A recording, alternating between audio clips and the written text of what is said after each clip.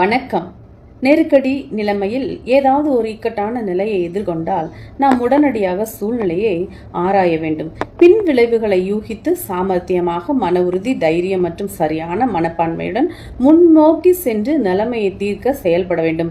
துன்பங்கள் எதிர்கொள்ளும் போது உங்கள் கனவுகளை நிறைவேற்றுவதற்கு தைரியமும் மன உறுதியும் இருந்தால் நீங்கள் எடுத்த செயலில் வெற்றி அடையலாம். இந்த அழகான கதை தென் அமெரிக்காவின் கிவேஸ்வா இந்தியர்களால் தோற்றுவிக்கப்பட்ட பிரபலமான நீதி கதைகளில் இதுவும் ஒன்று. ஒரு சமயம் தாசு என்ற ஒரு சிறிய பறவை பரந்த காட்டில் ஒன்றில் வாழ்ந்து வந்தது. கோடை காலத்தில் ஒரு நாள் கொடூரமான காட்டு தீயானது கொழுந்து விட்டு எரிந்தது. அதன் தீப்பிழம்புகளால் காட்டில் இருக்கும் பல மரங்கள், விலங்குகள் விழுங்கி கொண்டிருந்தது.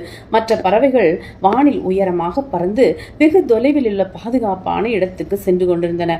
ஆனால் தாசுவால் தன்னுடைய அருமையான இருப்பிடம் மற்றும் எரிந்து கொண்டிருக்கும் இடத்தை விட்டு செல்வதற்கு மனம் வரவில்லை.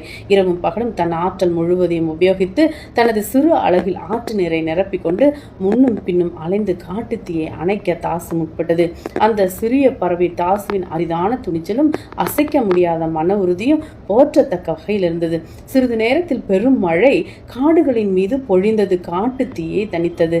ஆம் நண்பர்களே, உங்களிடம் உள்ள மன உறுதியை கொண்டு சுற்றுப்புற சூழ்நிலையும் மாற்றிக்கொள்ளும் முயற்சிகளை இடைவிடாமல் தொடர்ந்து செய்து கொண்டே இருங்கள். பின்னர் உங்கள் தைரியத்தையும் திறமையும் செயல்பாட்டையும் கண்டு ஊரே மெச்சுவார்கள். ஏன், நீங்களே வியப்பும் ஆச்சரியமும் அடைவீர்கள். உறுதியாக இருக்கும் ஒருவரின் மிகச்சிறிய செயல்கள் கூட உலகத்தையே மாற்றி அமைக்கும் வல்லமை கொண்டது. நன்றி.